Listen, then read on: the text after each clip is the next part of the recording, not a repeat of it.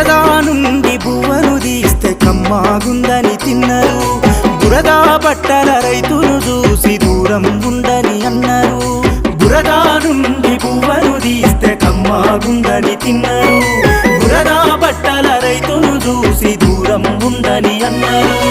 చెమటా చుక్కల సత్తువతోని పుడమి పురుడు పోసుకున్నది. కంటి పాపల కావలిలోనే పంట రాసి నెలకొన్నది. వందనాలు రైతన్న నీకు వందనాలన్నా, నీ రెక్కాడకుంటే బుక్కెడు భూవే లేదన్నా.